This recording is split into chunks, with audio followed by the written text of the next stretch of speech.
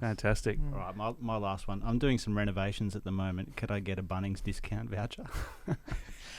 Bunnings is an everyday low price business, so they're great prices already. You've got nothing to worry about, Steve. Thanks.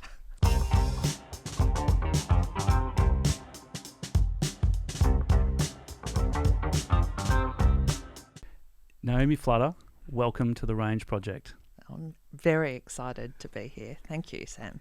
So, Naomi Flutter, you're the Executive General Manager of Corporate Affairs at Wesfarmers. You also sit on the council here at Scotch College. You are the Pro-Chancellor at ANU. You're also the mother of 2 boys here at Scotch in Year 6. How do you handle all of that stuff? Often not particularly well, but with an enormous amount of help from my husband at home, without question, by working with terrific people who I enjoy, who I think I share a lot of values and alignment and commitment with, whether it be at Scotch, at the ANU, at work.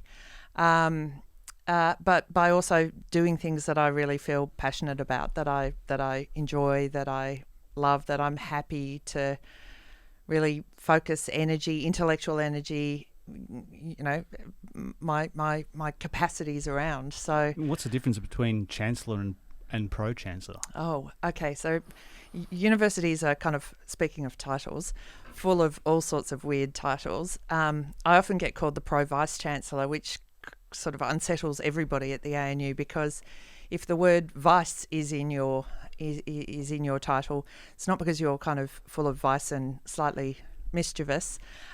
It's because you have an executive role. So the Chancellor and the Pro-Chancellor are non-executives. So I sit on the board. The Chancellor at the ANU is Julie Bishop, the wonderful Julie Bishop, former member for Curtin, and I am her deputy. So she's like the chair of the board, and I'm like the deputy chair of the board. Whereas the Vice-Chancellor is like the CEO of the university. So that's the incredible Brian Schmidt, who's an astrophysicist, a Nobel Prize winning astrophysicist. And the Pro-Vice-Chancellors, not to be confused with me, the Pro-Chancellor, they have executive responsibilities. So there are Pro-Vice-Chancellors who look after sort of curriculum or academic programs or postgraduate studies, for instance. Okay, so you're wearing a huge amount of hats, and we're very honoured to have you on the program with this incredible career that you've had, and we want to kind of run through a whistle-stop tour through your entire career and life. But I want to come back to your early childhood, I guess, and you went to an international primary school, I believe, and my understanding is it was an IB school, much like Scotch, that had the PYP program. Was that quite unusual for you at the time? Similar. I probably went to primary school so long ago that I don't think the IB really existed in anything like its current form back then. So that was the 70s and in Canberra, but it was really an inspired decision by my parents. I might have been one of the youngest kids to start in school, so I was about 3.5 when I showed up for my first day of kindergarten in Canberra, and it was at a school called the French. It became known as the French-Australian School.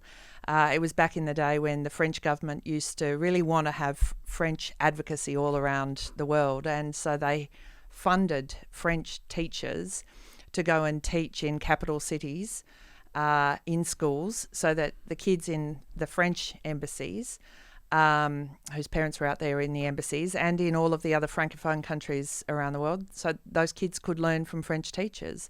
And so my day, I know Scotch is far more coordinated than this, but I used to have sort of 2 parallel education systems going on, and we would alternate. So it was before lunch and after lunch, and on a Monday it would be the English teacher, the Australian teacher, before lunch, and we'd do whatever they could squeeze in from the Australian curriculum. And then in the afternoon it was the French teacher. And then on the next day we'd start with French in the morning. So I would find I was doing maths in French and maths in English. And I knew that if I was doing, complicated division in French, they set it up with a little curl and a twist and very kind of Frenchy flamboyant. Whereas the Australian way to do division was with some sort of straight lines and things, and I could do division for a French teacher or for an English teacher. But the upshot of this was that really at the age of 12, when I finished grade 6, I'd had as much education in French as I'd had in English, and I was kind of fluent. I was completely bilingual, really, as a 12-year-old, right? Like I wasn't kind of reading, the French philosophers as a 12-year-old. I was doing what a French 12-year-old kid would do. Wow. Being so immersed in those two kind of worlds, did you find that you weren't just... You didn't think that there was one way of looking at things and people have different perspectives? I think that's what we look at the IB, is to try and see different perspectives in the world. And so you're immersed in it as a child. Yeah. I mean, looking back on it in retrospect, I'd absolutely say sort of that... You value different points of view and... Correct, and approach similar problems. Obviously the French education system is a good one, and look at the impact today of the IB. There's huge fans here in Australia and all around the world of their education system and the kind of core competencies and skills that it really does focus on imparting, as opposed to sort of a lot of knowledge. But you still studied language, you still studied maths, you still did science, you still did a lot of the kind of core elements of a primary schooling.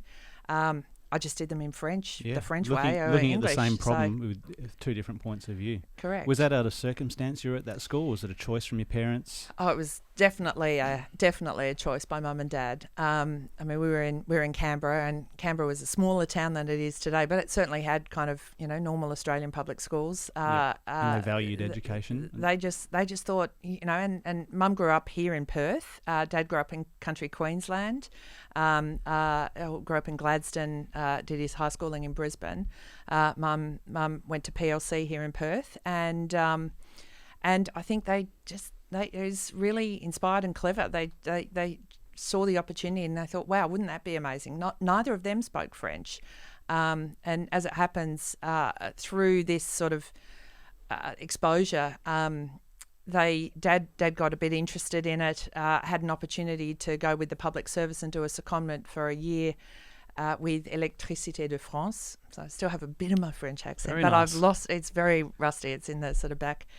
It's well and truly archived, but comes out when we have the opportunity to holiday. But I was 7 and I spent a year in France, and I went to a different school every 6 weeks with my sister as well, and so he went over there, and they then started learning. That's when they learned French. But I can still remember when we arrived there, it was me who was sort of navigating a lot of the everyday things about living in France, because I spoke French. So they're entirely responsible for that really clever call that they made. And you speak German too, don't you? I do also speak German. Right. Yeah. Another exchange to Germany, I think. Yeah. Yep. Yeah, can you tell us about that exchange experience? Because you have spoken about that before as being having quite a profound impact on you as well. Yeah. What are the value of exchange programs? I love exchange programs. I mean, for me and my family, I can still remember actually as a 15-year-old at Sydney Airport, Mum and Dad and my sister had come up from Canberra with me. We were saying goodbye at the international terminal. My grandmother was there, and I was probably like any 14, 15-year-old girl. I was kind of in tears, going away for 3 months, and I can remember my grandmother saying, "She doesn't need to go, Sue. It's okay. She doesn't need to go. Look, she doesn't." And my grandmother was nervous about me going to Germany because she was a young woman during the war, and that there was this sort of lasting kind of sense about what Germany meant for her. Fast forward 3 months, and I had an amazing time in Germany and spent the whole summer when ordinarily I would have spent the summer at the beach and having fun. I spent the summer in school because they only have 2 weeks off at Christmas time in Germany, and came back with a lot more German. But Annika, who was the girl who I was sort of matched with, she arrived in Australia to come and stay with us. I think my grandmother fell in love with her. She only had two grandchildren, myself and my sister. And when Annika was here, she felt like, oh, I've got a third grandchild. And And with that, it's a really clear example about human relationships kind of breaking down. It's really hard to creating understanding. Be anxious about people who you develop an affection for and an affinity for. And I saw that with my grandmother, who then came and visited me when I was living in Switzerland a couple of years later, and we went up together to Munich, which is something she probably 4 years earlier would never have imagined ever doing. And what did you like about German life? What have you sort of, is there anything you've internalized from that experience about, the benefits of that kind of life over there, the German culture and life? I was living with a family that was really quite remarkable. A mum and a dad and 4 kids. The youngest kid was sort of kind of 8-10 years younger than the next oldest. A surprise son. 3 daughters and a son. In the family, they were similar to my family. Really a kind of hardworking professional father. He worked for Siemens. The mother was a politician, actually, and she's sort of one of the first politicians I ever met, and she was really quite inspiring, quite motivational. She would ask a lot of questions. I mean, in Australia, I grew up listening to the ABC every morning. On the sort of kitchen radio, we would listen to AM, we'd listen to the 7:45 news, no longer exists, but that's what we sort of grew up doing. And Sabina, Annika's mother, was a politician in the Bavarian lower house, I guess it would have been. And she was really interested in all matters of social policy. She was sort of from the kind of left side of politics. And they would ask a lot of things about Australia, and they quizzed me on heaps of stuff about Australia. They always felt like Australia was sort of, I used to always take them to task on this. For them, going to Australia was kind of probably harder than going to the moon, whereas, I probably saw the Wertners every year for the next 20 years, actually, or almost, I would save my pennies and holiday in Europe and all that kind of stuff. But I learned a lot from looking at how their family worked. The father was a really senior guy in Siemens. He looked after all of Siemens' business in the Nordics. And growing up in Canberra is really a government town. There isn't a lot of free enterprise. Well, there is a bit of free enterprise, but it's very different to what we have here in Western Australia and what you see also in other cities. My mum was a pharmacist at the time. My dad was a public servant. And I remember a girl at school whose parents owned the dry cleaner, and I used to always kind of struggle with it. Like, but how do you make sure that you're going to kind of, I couldn't quite reconcile sort of security, personal financial security, I guess. And so Lothar worked for Siemens, terrific, amazing individual, and he would grill me on things like cars. And I remember kind of being so naive about this. He'd say to me, he'd say something like, well, Ford is an American car. And I'm like, no, it's an Australian company. He'd say, no, Naomi, it's not an Australian company. And we'd talk about all of these kind of global brands, which I kind of naively thought, yeah, these are Australian companies that are kind of taking over the world. And in fact, they were just local brand subsidiaries selling here in Australia. So I learned a heap of stuff about, that sort of stuff. And again, it's another one of those kind of immersive experiences where you're just sort of dropped into a school and you kind of find a rhythm and you learn to roll with it and perhaps become a bit independent. I'm so glad I had that opportunity as well. Can you tell us a bit more broadly about your high schooling experience as well, just beyond this exchange experience? Because you, from the homework that I've done on you, Naomi, you quite cherish that high school that you went to and that whole experience. Talk a bit about your range as well, because you're quite a good swimmer too. You multiple languages, swimming, various sports. So if you can talk about the range that you experienced throughout school and how that has benefited you. Yeah, sure. So I went to Canberra Girls Grammar School, and I think it's a terrific example of mum and dad making a decision to try to send me to the best school to give me the best education I possibly could in Canberra, and I loved it. I mean, I don't know whether I got lucky or not, but some of my closest friends to this day are extraordinary women who I went to high school with, and we correspond on WhatsApp like there's a WhatsApp group that 10 of us are on, and we're talking all the time, right? We're close Can I to ask this what day. the name of that chat is? And what the profile pic is? Yeah. Okay. Well, the profile pic is is all of us when we were together at one of our friends' houses in Bowral, between Sydney and Canberra, and Canberra Girls Grammar was called Canberra Church of England Girls Grammar School when I was there, and we called it Kegs. So it's the WhatsApp group name is Kegs and so far beyond. So not very exciting, not funny at all, really. But there's just lots of banter, lots of immediate reactions about stuff. And it was a really kind of rich learning environment. It was a place where I could it was a school that they didn't know what to do with a girl starting year 7 who was already fluent in French. So that's why I studied German.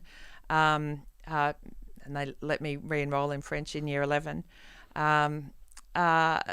I also was able, Canberra's in some respects a bit like Perth, you're able to kind of squeeze lots of stuff in. So I had lots of kind of before school and after school activities, including a lot of time in the pool. I was a pretty keen swimmer. My sister was a much better swimmer than I was, but we trained almost about as much as each other, and that was kind of 10 sessions a week for sort of pretty much all of my high schooling until I broke my leg badly.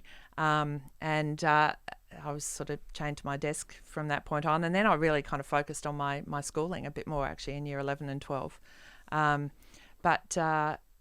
you do 10 swimming sessions a week, that's kind of 15, 20 hours in the pool. You start to kind of get a bit green and smell quite a bit, and but that was my schooling. And were you already a very disciplined person at that point when you started swimming, or do you kind of credit?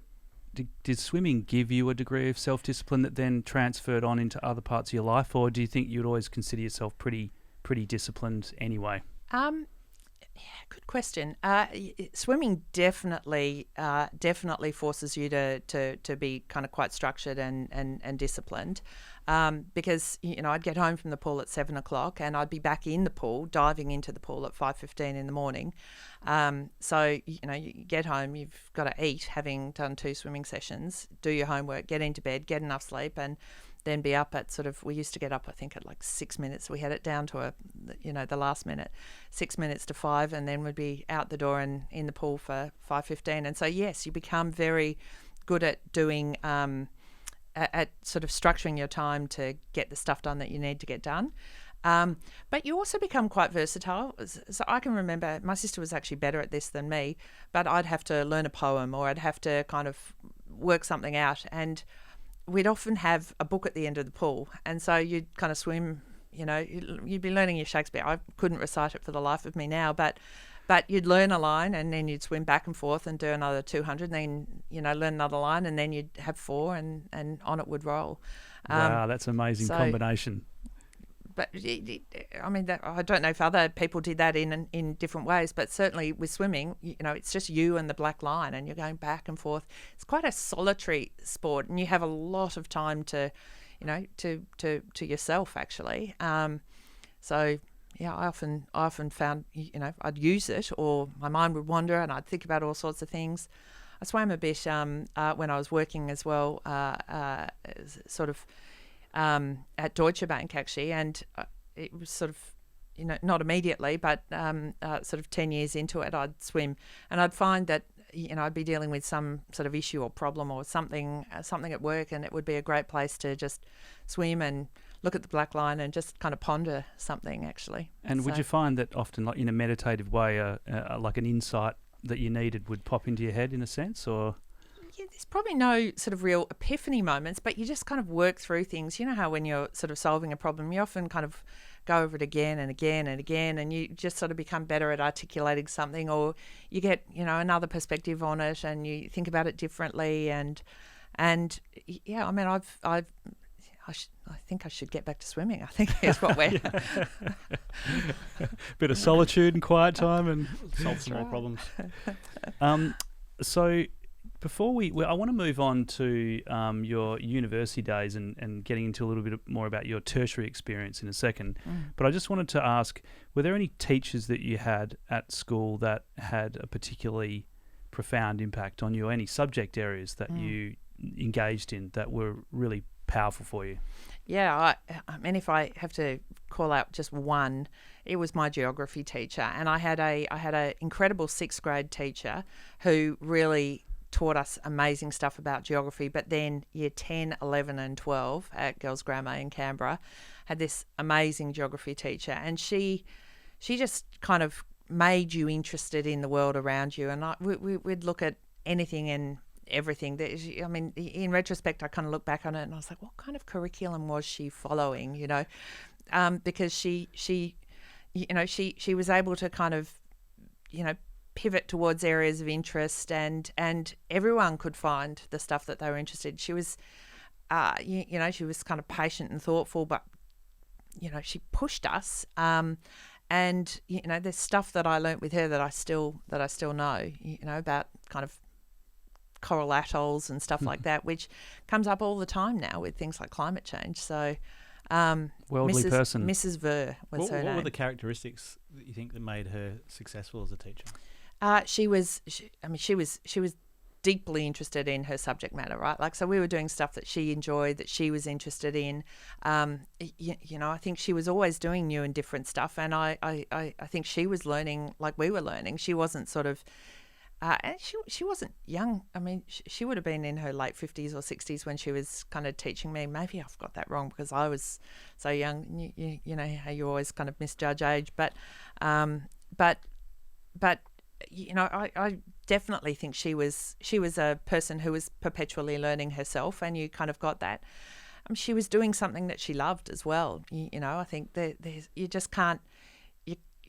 There's just no substitute for you know, wherever you're working, whatever you're doing. You know, whether it be work or outside of work, there's no substitute for finding the stuff that you love.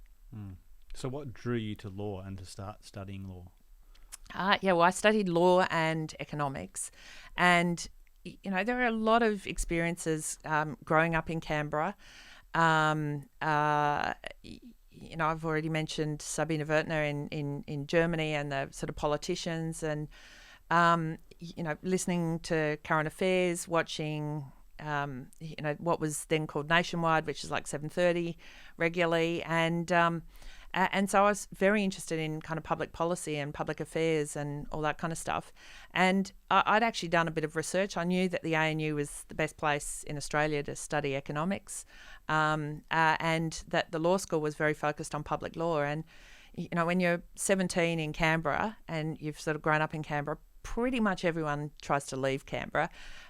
But I was just drawn to the ANU, and so I was like, it's not that long. It's just another 5 years, and then I'll be able to spread my wings and leave Canberra. So it was an interest in public affairs and public policy and all that kind of stuff that drew me to the ANU and to law and economics, actually. Well, you then went on to complete some graduate studies at Harvard University, which is pretty amazing. And I'm always curious about this as to whether prestige of the place matches, you know, how good the place is in terms of the curriculum and the rigor as compared with somewhere like ANU. What was your experience? What was unique about Harvard? And, you know, was it more about the network of people that you got to interact with, or was it the teaching there was just this whole nother level? Or could you share a bit about that experience? Yeah. Oh, well, I mean, the first thing is that there is a absolutely linear correlation between resourcing and funding and educational experience. And Harvard just illustrates that just perfectly, right? It's an incredibly well-resourced university, and as a result, it provides an extraordinary educational opportunity for anyone who is lucky enough to go there. Because the people that work there are good, or because of the resources available? Because of three. I always say with Harvard, it was three things that make it incredible. Three things that just cut it just head and shoulders above. Even, you know, I love the ANU. I'm just so passionate about the ANU. The three things at Harvard, though, with the resourcing, they're able to attract the strongest, the best professors, the best kind of academic cohort that you can.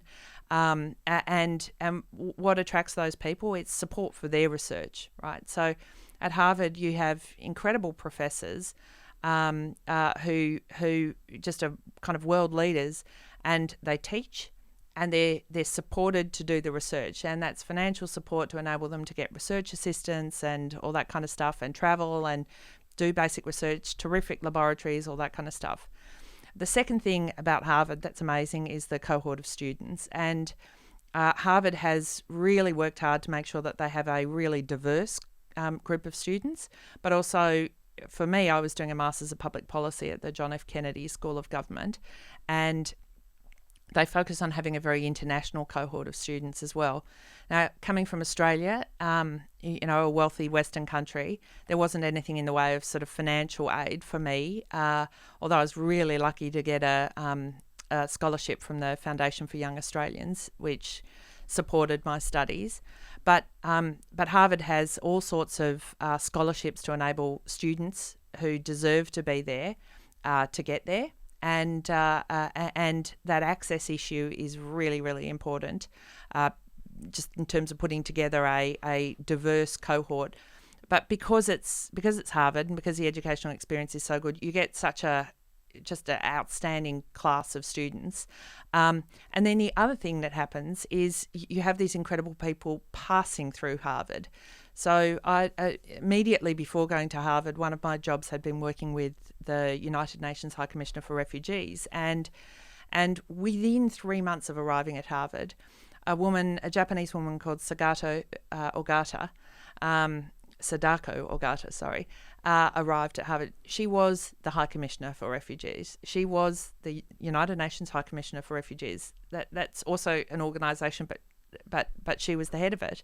And she arrived with 3 of her deputies to do a 3-day kind of strategic think tank sort of session with a couple of professors at the Kennedy School. And so there she was. You'd worked with refugees previous to this, hadn't you? Yeah, I had. But I was like, 17 rungs down from her. And the whole concept of, my boss's boss's boss ever interacting with her was kind of, far-fetched. And there I was, some Harvard professors had worked out, some Kennedy School professors had worked out I'd worked at UNHCR. So they said to me, would you like to come and sit in and be our note taker for 3 days?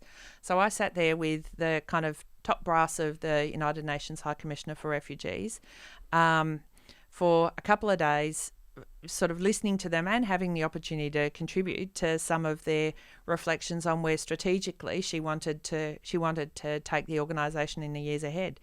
And that was within months of arriving at Harvard. We had it was Bill Clinton's re-election that was being contested in that year when I arrived, and so Hillary Clinton came and spoke at the Kennedy School.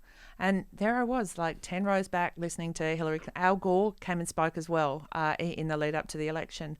So they're just a couple of examples, but there's a constant stream of people passing through from all around the world. So it's that confluence of unbelievable professors, just a really unique, diverse, and exceptional cohort of students that I was fortunate enough to be included amongst. And then it's a magnet to just these fascinating people from all around the world, and that's what makes it such a rich educational experience. And I'm assuming you came back from that experience with a kind of maybe a broader view of global politics and policy and some confidence. Did you come back and sort of hit the ground running after that program and think, right, I'm ready to start doing some big stuff now, having had that exposure to these amazing people? Yeah, it's interesting because I maybe I should have, but I actually made a decision to try to do something completely different. So my work before had been at the law school and with UNHCR, and I decided to come back and work in corporate finance and investment banking. And at the time, it was I would say to everyone, it's a 2 to 5 year thing, and then I'm going to move into kind of policy or sort of public affairs somewhere, or an NGO or something like that. I ended up working at Deutsche Bank for 20 years. I joined as a summer intern in 1997. I left in 2018. So it was a long stint. And where were you based for that? I was always based in Sydney. Yep. And so most of it was working for the Australian business, but the last 5 years I was leading part of the commercial bank for Deutsche Bank across Asia. So I had teams all the way from Japan to Mauritius. What was the motivation for pivoting to that pathway? To banking? Yeah. It was the area of study that I did at the Kennedy School. They called it a business and government concentration, and my sort of idea going over there was, if we really want to have impact, if we really want to kind of drive sort of systemic change in areas that were of interest to me, whether it be sort of things like environment or sort of social impact or sort of economic benefits to sort of communities that are sort of financially not as well off, then we will only do that through, or we will do that better if we're collaborating across the public and private sectors.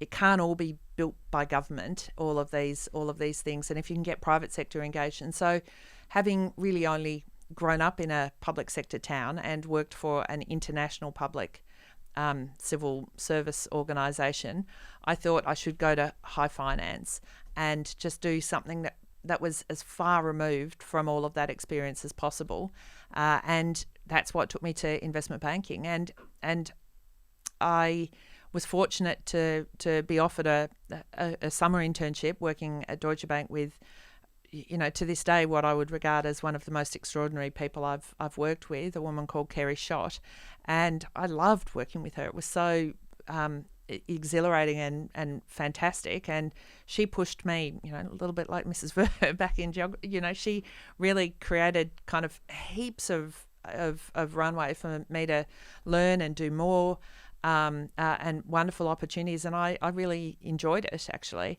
And so it was originally about kind of adding some real finance and commercial skills, with a view to taking that combination of public policy and commercial skills somewhere to deliver the impact. And then I think I kind of realised I quite liked banking, actually, and it's a big industry.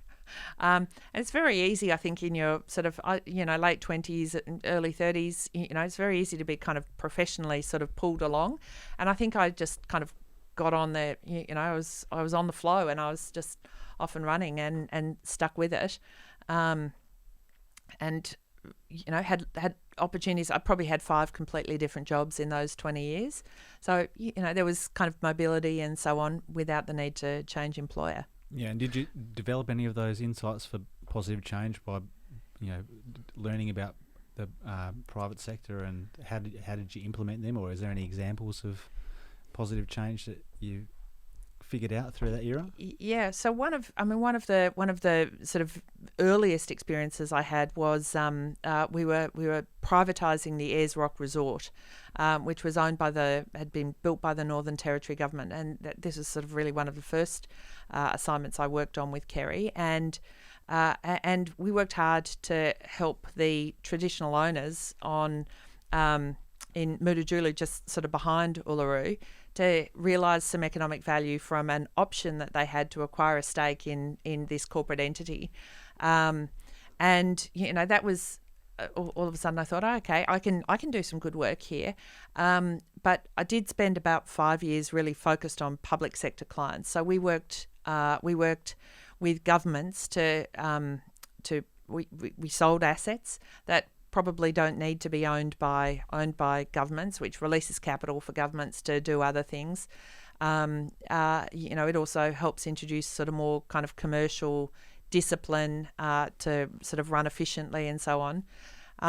So I did sort of about 5 years of work with public sector clients, and I think that for me sort of felt like I was, doing stuff that had a nice alignment. I think I probably spent most of the next 10 years really just doing more corporate work, to be honest, and some of that interest in kind of public affairs, probably went unsatisfied a little bit for a period there, and that's kind of also coincides with things like when I got married and had the twins, and there's only so much you can do raising twins. I can't remember much of it, so it's probably a good thing that I wasn't working in public policy. But sort of after that, I then had the opportunity to get involved in things like the ANU through the council, which I've now been on for 8 years, and that just provides lots of satisfaction and knowledge that you are kind of investing your efforts, your energies in things that are really important. Can I ask about that role that you've got on the council at the ANU? What are you most, I guess, proud of and passionate about in that role with ANU? I mean, if I think about one particular thing that I'm most proud of, was the work that I've done with a woman called Auntie Anne Martin, with a incredible couple of people who've been on council with me, like Pat Dodson and Peter Yu, and a law professor called Asmi Wood at the ANU, to develop and then take to the council a proposal to establish a scholarship program called the Canberra Scholarships. Back pre-COVID, universities were having some good surpluses, and in 2019, in the final meeting of council for the year, and in fact it was Gareth Evans' final meeting as Chancellor of the ANU, we resolved to take $25 million of our surplus and to endow the Canberra Scholarships. And the Canberra Scholarships are really intended to ensure that the ANU has proportional representation amongst its undergraduate students. And that means that, at a university where we have 12,000 undergraduate students, we need about 400 undergraduate Aboriginal or Torres Strait Islander students to be proportionally representing Australia. Through Auntie Anne, through others, I know that there are probably more barriers for Aboriginal and Torres Strait Islander students or potential students to get to university, including to the ANU, which is a long way from a lot of large Aboriginal communities, whether they be in WA or Western New South Wales, far north Queensland. And so this scholarship is a scholarship which has been designed to allow students to return home, to get back to country. It's supported by the Jabal Centre on campus, which Auntie Anne runs, which provides all forms of sort of pastoral care, but also academic support to the extent it's required. And the early signs. I mean, the scholarship numbers are going up and up every year, which is really fantastic. The ANU has the highest conversion rate of students who enrol actually finishing and earning their degree, highest in the sector, and it's all because of that sort of package of support and pastoral care, and a program that's designed to help ensure success.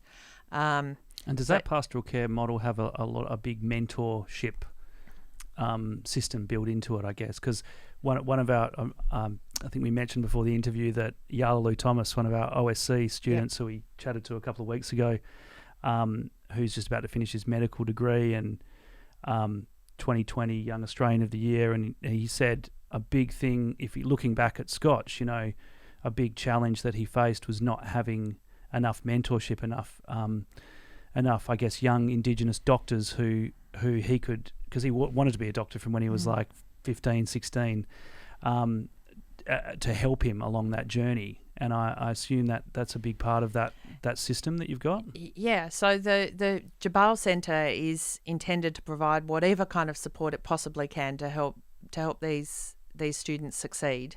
We invite them to come to the ANU, to check out the ANU before they make the decision to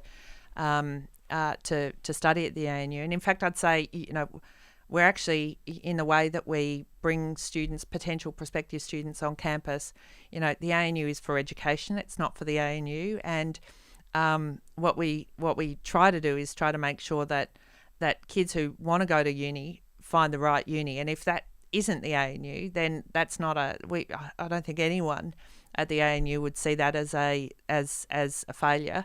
We're so emphatically for education, but once the students are at the ANU, the sort of secret, I think, in helping deliver success is absolutely that sort of end-to-end support, that end-to-end care that Auntie Anne can provide. Because for a lot of these kids, I mean, they will be first in family to go to university. I mean, I had, myself, if I think about it, parents who'd both been to university, a pharmacist, an engineer, a master's with my dad when I was in high school. They were both back at uni at the ANU.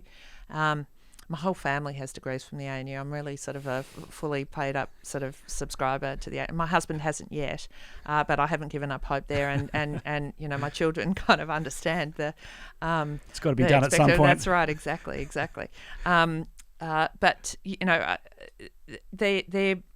that sort of real support that we provide is, I think, that's really critical in a world where there aren't lots of role models, right? I mentioned when I was a banker. I mean, as an investment banker, there weren't many women in senior roles. My boss was like one of two out of about 50 managing directors when I started at Deutsche Bank, who were women. And I think for a lot of Indigenous students, there's a similar thing. There aren't many role models there aren't many people whose footsteps you're following in. And what you just described about, what was his name? Yalaloo. Okay, yeah. So what you just described about Yalaloo is very similar. If he doesn't have many kind of role, how do you go on and become a doctor? And that's where you need to think about those other forms of support. So Auntie Anne, every time I go to the ANU, or almost every time, I will just make a point of wandering down and wandering into the Jabal Centre. It's almost like she's got a tracking device on me, because she'll probably be pulling a cake out of the oven as I arrive.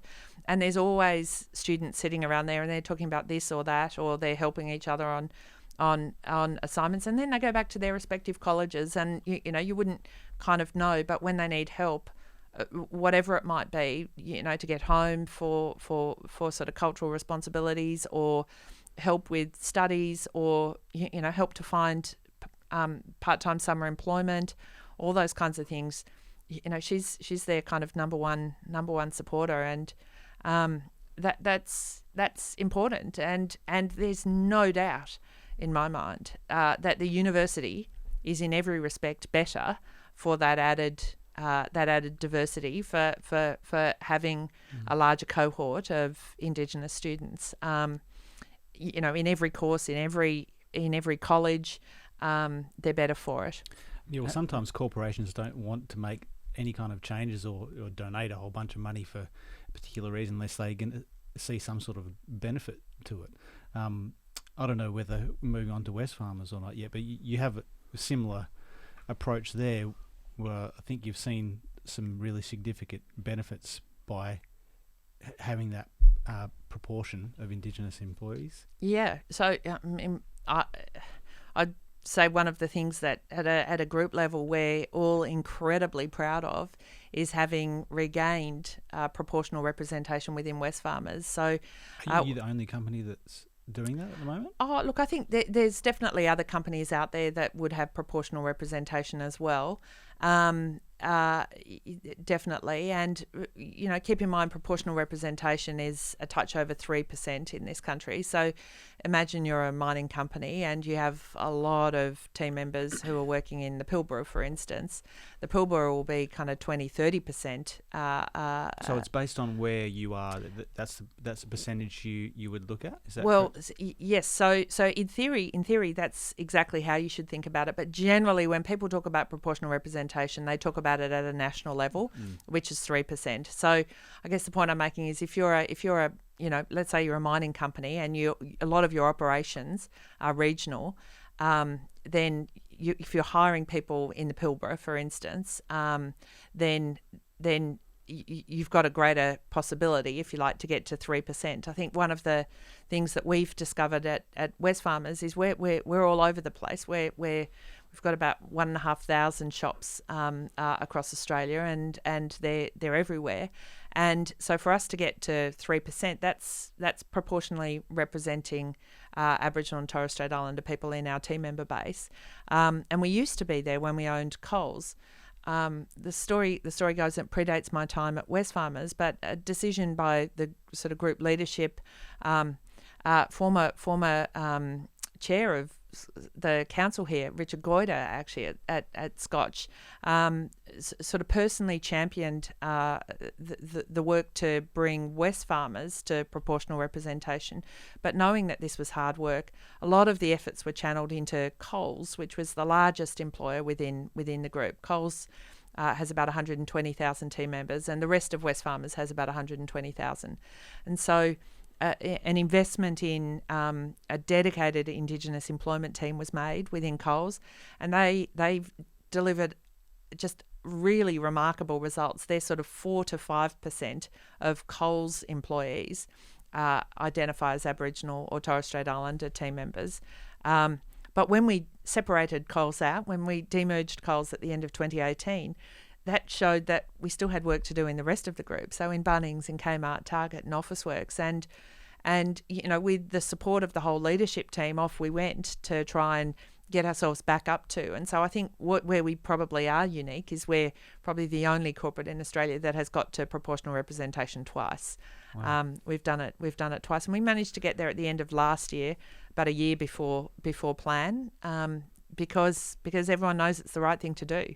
Well, could you summarise what the benefits would be to other organisations and companies by going to parity? Oh, you know, where to begin on that? I mean, there's so many benefits that come from work in this space. I mean, I would say if you sort of represent the communities, if you're diverse like the communities that you're serving, then you're going to do a better job of supporting those communities. You're going to kind of do a better job of welcoming everybody into the stores. Now, I'd be the first to say that we're not perfect, right? Like, while there are problems in Australia, while Australia is, you know, still got a bridge to go to be fully reconciled, while those problems in the community exist, they will exist within Wesfarmers as well. Without question, but if you have a diverse team member base, you'll be more creative, you'll be more innovative, you'll better serve the communities where you operate, and we see lots of benefits from that. I mean, when we consider it at an aggregate level, Aboriginal and Torres Strait Islander team members show slightly better retention, right? And, you know, I mean, you can imagine what our team member base looks like. We hire 10, 15,000 people a year. So there's actually a cost to hiring those people. If you can retain people longer, that reduces your costs. So there's a financial benefit.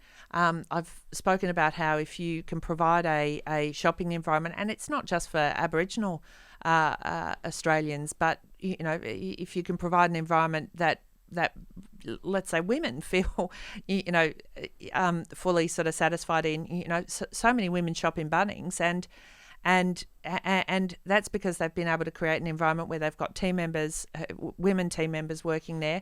It's not just sort of men who are working there, even though it's a hardware store, and maybe, you know, if you wound the clock back 10, 15 years, it probably didn't have that balance, but today it's a really balanced, gender balanced work environment, and you know, I mean, I shop at Bunnings a lot, right? And I'm sure you both do as well. I certainly do. So what is it about the corporate culture, beyond all those great things you're talking about that you've achieved at Wesfarmers? What else makes Wesfarmers such a successful organisation? Because it's such a great company for so long now. Why is that? Yeah, so it is an extraordinary organisation and a real West Australian gem, I have to say. So much of what the group has achieved is just, you know, stand out and quite possibly underappreciated by Western Australians. Every Western Australian should be extraordinarily proud of that organisation. You know, I'd say there's a couple of things that have delivered that. I mean, perhaps first, it's that focus on the long term, right? So Wesfarmers has since it became a publicly traded company, but probably predating that as well, has always been focused on the long term. It's not, that doesn't mean we ignore what's happening today, and we don't care about sort of current trading and the current performance of businesses, but we absolutely invest and manage businesses for long-term returns. And if you're a shareholder in Wesfarmers, so many of them, they're those buy and hold shares, right? Like, and this is not financial advice, but they're shares that people kind of buy and they put in their bottom drawer, and they retain them for a long time. Because when I think about my sort of savings and superannuation and stuff like that to retire on, I want long-term returns, and so there's a lovely alignment there. The other thing, though, that I'd say is, for as long as it's been a publicly listed company, Wesfarmers has consistently said that if we are to succeed over the long term, then we know that we need to provide safe and fulfilling work for our team members. And so we obsess about looking after our team members. We need to anticipate the needs of customers. We need to really kind of zero in on what our customers wanting, now and into the future, and really kind of track that and think about it. We need to source from our suppliers really ethically and fairly. We need a long-term win-win relationship with them.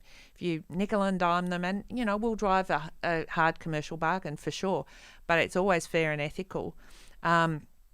You need to be connected to and invested in the communities where you're operating. The more connected you are, and I can't think of a more connected organisation than Bunnings to local communities, the better the opportunity that you'll have to thrive.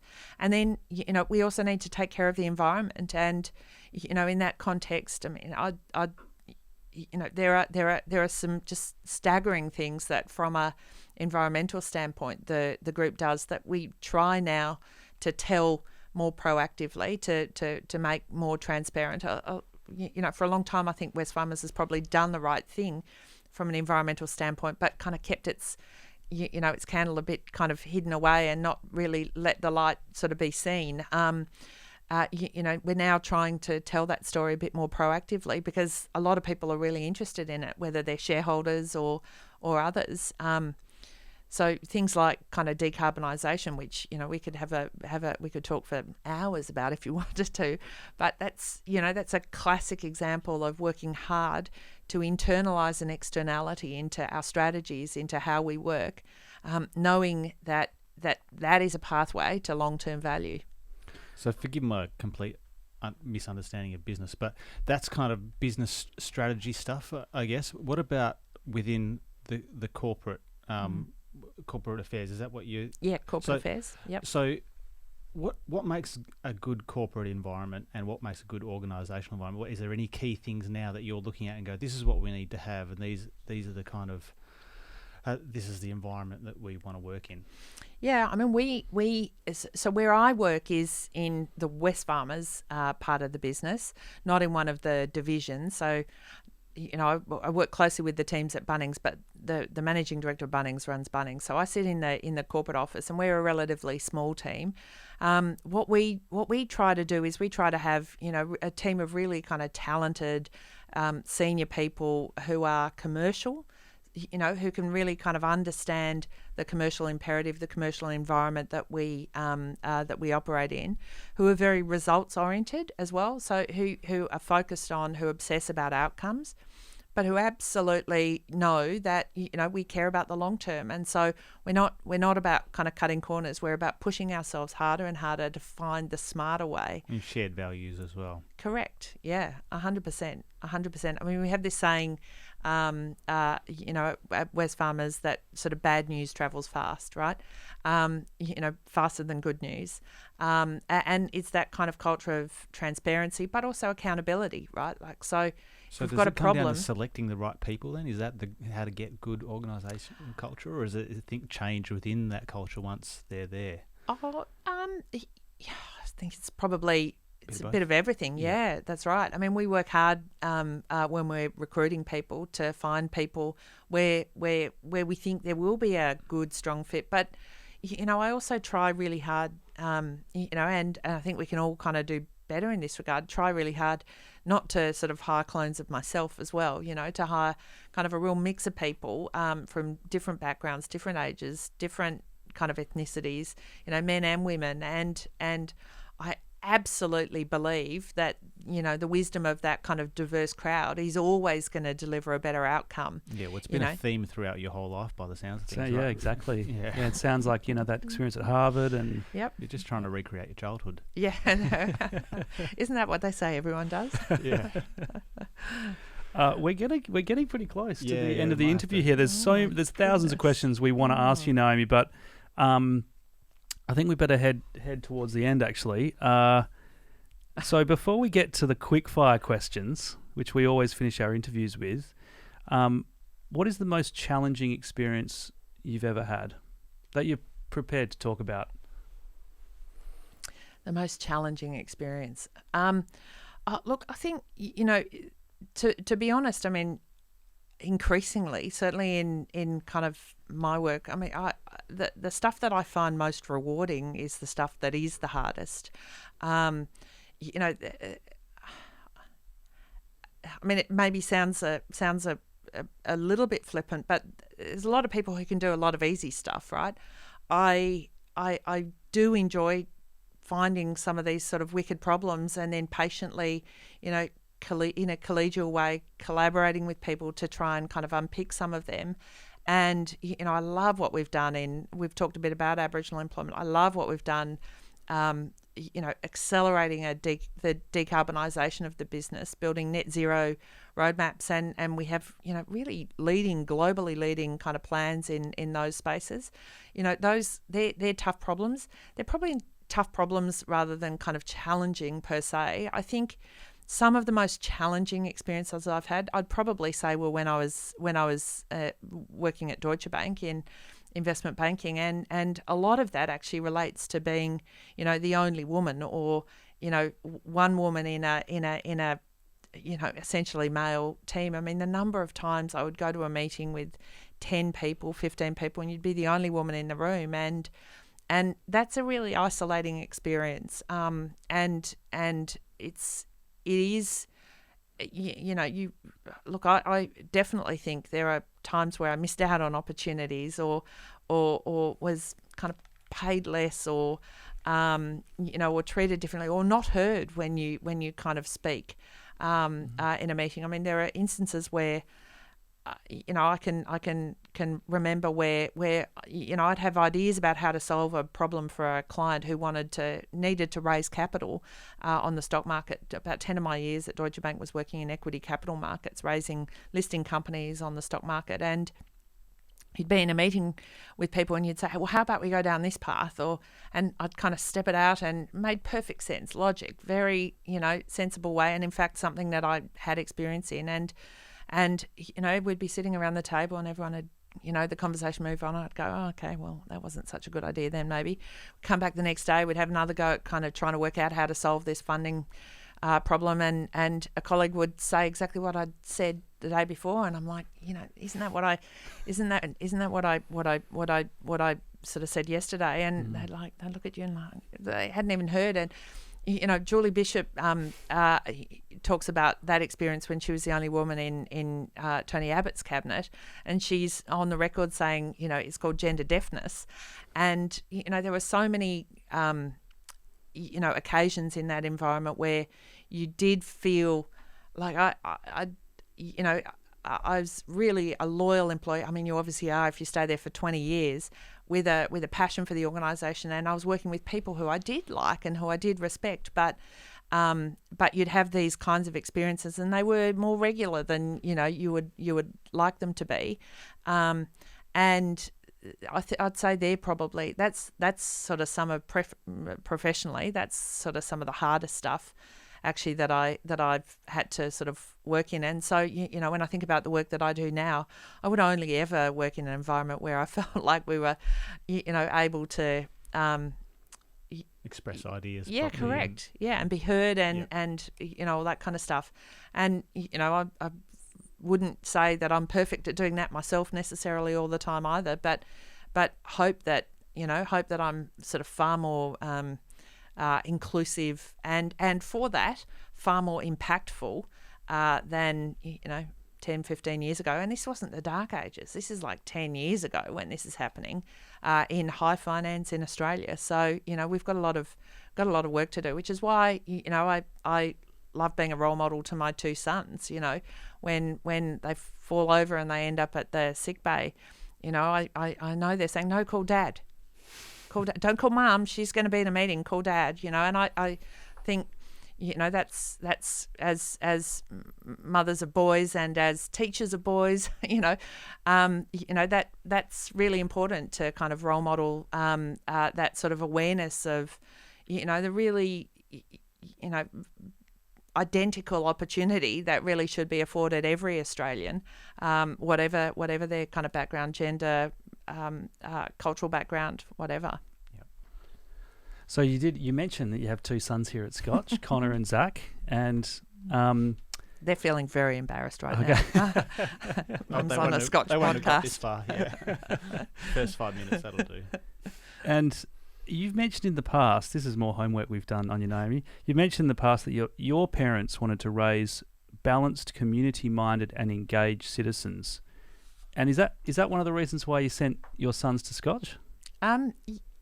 Yes. Look, I love this school, I have to say. Everything I see about it is progressive and ambitious for the boys, and ambitious for our country as well. My mum went to PLC, and my stepfather is a Scotch old boy. Oh, wow. Grant McMillan is his name. So he went to Scotch a while ago. And so when we were moving to Perth, I remember calling Mum to say, okay, I've accepted the job, we're moving to Perth. And Mum calls out to Grant and tells him, and I can hear Grant's reply, the boys are going to Scotch. So that was before we'd even approached the school. So, maybe it was a foregone conclusion. But, I think we were looking for a school that is kind of outward in its orientation. We've talked about the IB, we've talked about a bit about that as well. They're very athletic and sporty, and I have to say, having come from sort of inner city Sydney, when we arrived here and we sort of turned them around and pointed them towards the playing fields and the cricket pitches and so on, they just looked at them, and when we explained that they were part of Scotch, they dissolved into tears. They were fantastic. Never seen fields and ovals quite that size. So there was a lot pulling us in this direction. Oh, that's great. Okay, we're at the end. Quick fire questions. Well, before we get to the quick fire questions, sorry, I just want to say thank you so much, Naomi, for being with us on the Range Project. You're clearly a woman of incredible range, and all this amazing stuff that you've done in your life. It's just amazing, great role model to your boys and all the boys here at Scotch, actually. And so we really appreciate you being on the show. Thank you, Sam, very much, and thank you for having me. It's very exciting to be on the Range Project. Well, apologies for the title error at the start there, You're by the way. entirely forgiven, and that was completely inappropriate of me. I take it all back. No. Well within your right. So, okay, quick fire question. Deserted Island, favourite album? Favourite album? I should have prepared for this. So I grew up listening to a lot of things like Hunters and Collectors and INXS, nice. And I would probably take something like that. Although I have to say my children now control Spotify and phones in cars and all that kind of stuff, and I'm really enjoying Boy with Uke at the moment. Boy with Uke. Oh, I don't know that. Oh, you have to be 12 to. Okay. Yeah, okay. I've been listening to a lot of Hunters and Collectors. Blind Eye, I've just had on repeat over and over again. Oh, there you go. There you go. And you are a boy who makes ukes. Yeah, actually. Yeah. You can still call me a boy. Yeah. You should Google Boy with Uke. Okay. He's all the rage. Okay. At the moment amongst the 12-year-olds. I don't really like the music. Okay. But, yeah. Oh, I'm going to get onto that. Thank you. What book or books have had the most profound effect on you, or ones that you might recommend most? Oh, gosh, that's. Did you share these questions yeah, before? We this did, is okay, right. Didn't get. Okay, what books? So actually, I'll tell you a book that I have read and that I've bought probably 20 copies of and given away to people over the last 2-3 years. So since COVID, when the border was closed, we've holidayed all over Western Australia. And with encouragement, we went to Fitzroy Crossing once, and it was amazing. So I've been to Fitzroy Crossing 5 times in the last 2 years. And there's a book by a guy called Howard Pedersen, and it's called Jundamurra. And it's about Jundamurra, who really led the Bunaba rebellion in the Kimberley. That was, what's the name of the Tunnel Creek? Is that where they... Tunnel Creek, and Geeky Gorge and Wingina Gorge are sort of real Incredible. sort of parts there of Bunaba country. So is he the guy that got held up in Tunnel Correct. Creek for weeks? Yes, correct. Yeah, so he led the rebellion, and he was basically uncatchable until he was finally caught in, I think it was like 1906 or something. So if you think 1906, right, it was almost civil war up there, and the Bunaba people fought and fought and fought, and Jundamurra really led them, and to this day, actually, there's efforts to repatriate a skull, which they think is Jundamurra's skull, in Europe. And so in sort of going up and back, a couple of people said to me, introduced me to Howard, and he'd written this book. So he's a historian, and the book is amazing, and it just tells it. So I've learned a lot about Western Australia. I've learned a lot about sort of our kind of colonial history. And that would be that's one of the great reads I've had in the last 2 years, I have to say, and I'll bring you a copy. Excellent, that would be great. Pedersen, is it? Howard Pedersen. Howard Pedersen, Yep. Fantastic. Yep. Okay, and last one, Naomi. No, I've got one more. Okay. What habit have you formed in the last 5 years that has been most beneficial to you? In the last 5 years, well, I'm about 18 months into doing yoga. And I'm You're a convert. real sucker for yoga. Yeah, I really love my yoga, and so I'll go to the yoga studio and do the 1 hour sessions. And if I haven't, for whatever reason, got time, I've got it on the Apple Fitness app, and I can do these 45-minute yoga sessions with Dustin, who's at the Fitness Plus studio in LA. It's almost like he's kind of in the room running a yoga session for me. So yeah, yoga. I'm still not very good at it. I tumble over, and my balance is really kind of poor. But that's definitely a new habit that I hope stays with me. Nice. Fantastic. All right, my last one. I'm doing some renovations at the moment. Could I get a Bunnings discount voucher?